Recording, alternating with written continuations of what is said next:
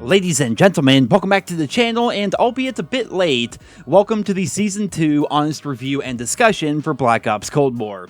Season 2 launched about a week ago, and it brought with it a bunch of new features and updates to the game, but in all honesty, for a player like myself, it's not really anything to get all that excited about. Now don't get me wrong, what we have here is fine. Outbreak is a really interesting addition to the game. The updated menus are beautiful. I don't think any of us really saw this coming, but the new menus do genuinely look awesome, and the updates to zombies as a whole are incredible, but from the traditional 6v6 perspective, not a whole lot really changed with Season 2 so far. The new content for traditional Call of Duty fans can be boiled down to a new assault rifle at tier 15 on the Battle Pass, a new submachine gun at tier 31 of the Battle Pass, the Death Machine score streak, and of course the new map Apocalypse. I feel like I'm crazy here, but the new map is just not a great one in my opinion. I see so many people talking about how much fun they're having on Apocalypse, but if this were a tier ranking video, I feel as though I'd be putting Apocalypse towards the bottom of the maps here in Black Ops Cold War, alongside maps like Garrison. It's just not really a map for me, and I don't think it's necessarily just because of skill-based matchmaking. I feel like this map suffers from the ant farm syndrome that a lot of the newer Infinity Ward maps did back before Modern Warfare 2019. It's a relatively small map when you boil it down. The lanes themselves are very small and compact, and the right lane, which is basically all just underground near that little boardwalk area, and then the left side of the map is always super campy, right? You have that temple there with the window that people are always jumping in and out of, and then you have the temple itself where you can't really see what's around the corner, so no matter what, you have to push that corner, and typically there's going to be somebody waiting for you.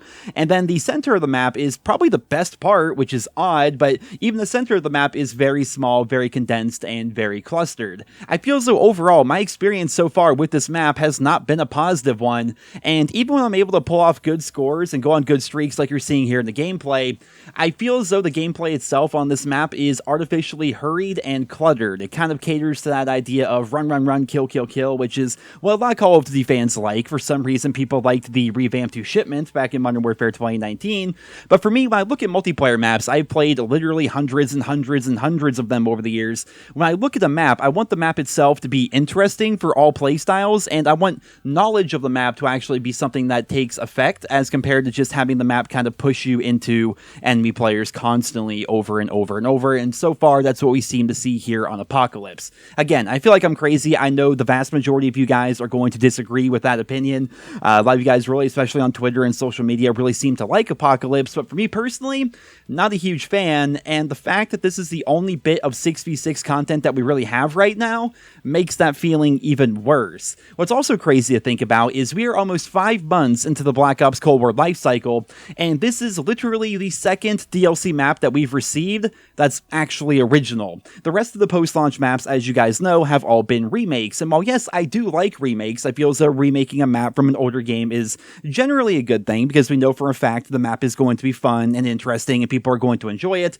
While remakes can be good, not arguing against that, it sucks that we're barely getting any real original content, right? I mean, once again, we're about 5 months into this game's life cycle. We've received 2 DLC maps in the form of Pines and now Apocalypse. That's pretty much it, and that's pretty terrible when you really think about it. And you can also see, if you think of it that way, why traditional 6v6 fans are having some pretty high franchise fatigue so far here with Black Ops Cold War, and why Treyarch needs to push out more original content sooner rather than later. Or perhaps they could do what I talked about in a previous video, where they push out a bunch of remakes right away and basically just front load Season 2 with basically all of their remakes, so we have more content to play in 6v6, and then spread the new content out throughout the rest of the year. They could do that as well, but for right now, from a traditional 6v6 multiplayer perspective, one new map, which is only the second new map we've received since launch 5 months ago, is pretty lame so far with Season 2, right? Definitely not very good. And moving away from traditional multiplayer here, let's talk about the Outbreak game mode, right? Obviously, lots of people are talking about this mode, and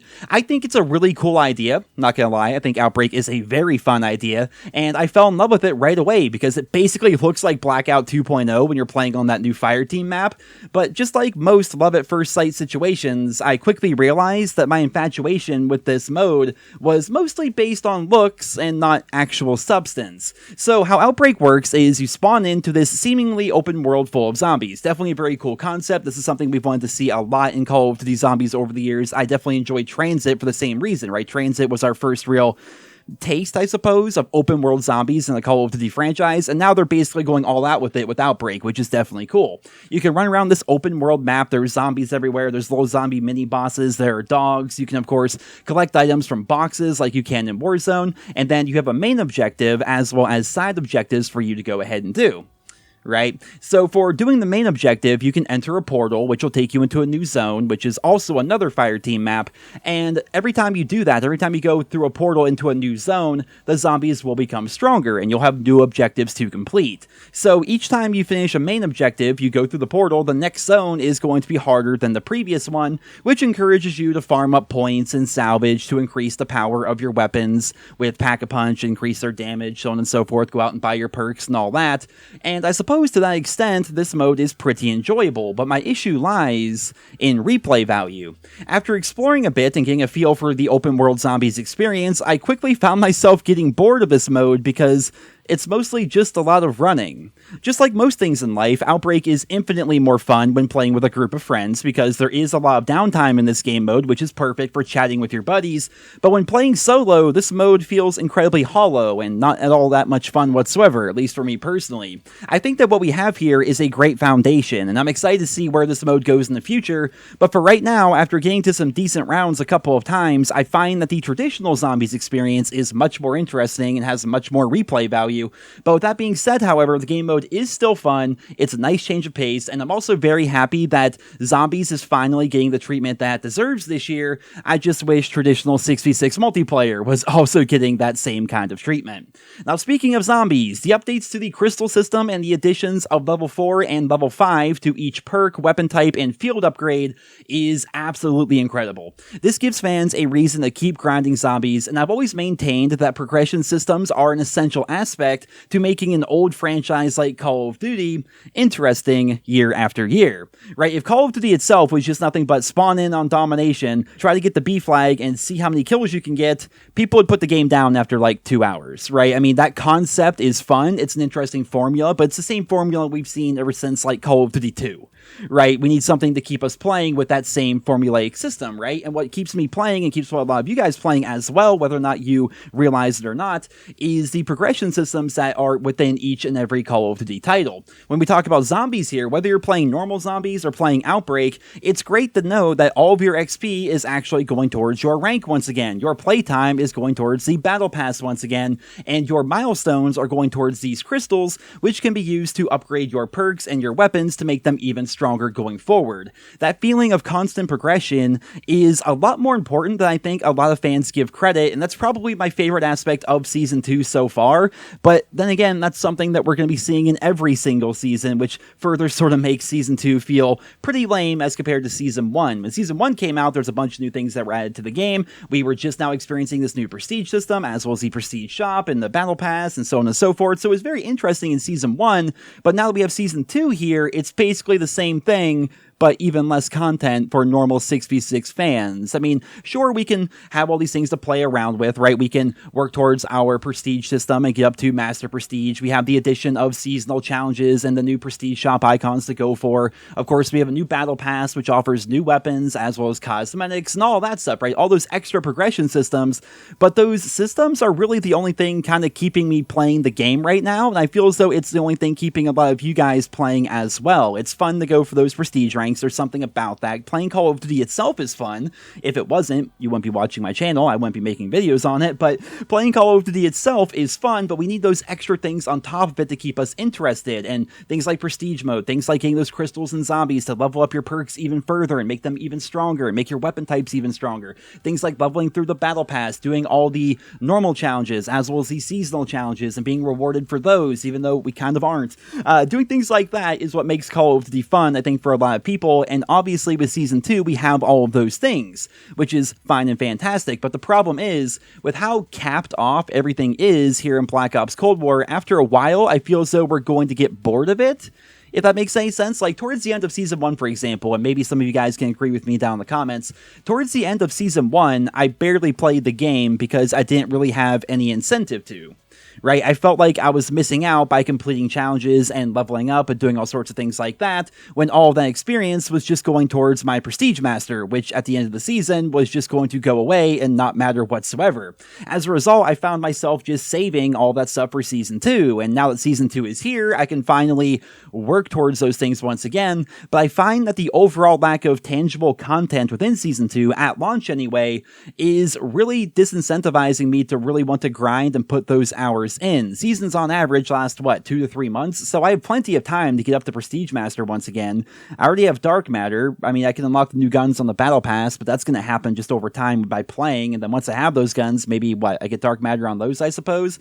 I think the thing that would really make Season 2 much more interesting is having more things to actually do within Season 2. I feel as though it is going to get a lot better once Miami-Dade comes out. Apparently, they're going to be revamping Miami and cutting off sections of it to actually make it so Miami is a much more enjoyable map for the vast majority of fans, whereas right now Miami is kind of considered to be one of the worst maps in the game outside of Combined Arms Assault. It's actually super fun within that particular game mode, and hopefully they have a lot planned for us when it comes to mid-season updates as well. Like, for example, during Season 1, they didn't put on a roadmap or anything, they just kind of threw Express at us out of nowhere, and we're all like, oh, well, we weren't expecting that, but thanks. That's kind of cool, right? People like Express. It's been a while since we've seen that map in Call of Duty, so little things like that are nice, but I feel as though they really need to start front-loading some of that stuff here into Season 2 to keep fans interested, because if Season 2 ends up being super stale the entire way through, by the time Season 2 is over, we're going to be in, like, summertime. Like, spring's going to be over by that point, pretty much, or at least close to being over. We're going to be getting closer to summer,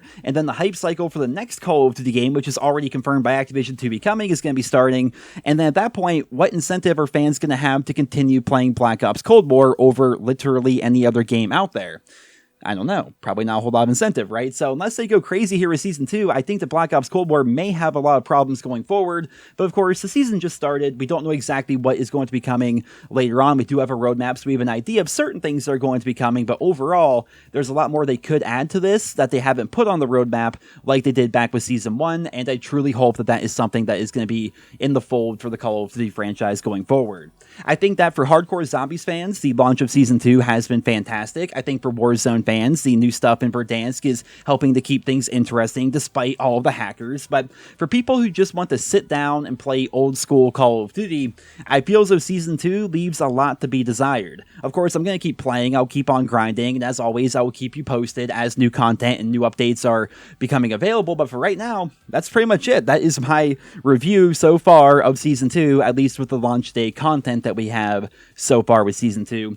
Overall, pretty disappointing, and I hate to be like super negative Nelly all throughout this video, but that's kind of just where I am right now. I can't call it an honest review and lie to you guys, right? So Season 2 has not really been sucking me in. I'm actually finding myself playing other games to kind of fill my time right now, but I have a feeling once more things get added, and once I actually can start digging deep into some of those challenges and the seasonal challenges, once I level up a little bit more, maybe once I actually get the new weapons and attachments for them, maybe that's when Season 2 is really going to step up for me. I mean, a brand new assault rifle and a submachine gun are obviously good things to have in the game, so that'll probably be interesting, but that stuff is, of course, locked behind a time gate, unless, of course, you want to purchase tiers on the Battle Pass, which I'm obviously not going to do. So, yeah, Season 2 will get better, I have a feeling, but who knows when it's going to get better and how much better it's going to be. Of course, I'd love to hear what you guys think down in the comment section below. Thank you all so much for listening, and I hope you guys all have a wonderful day. He's in the back. He's in the back. Yup. Last guys have to leave out in the desert.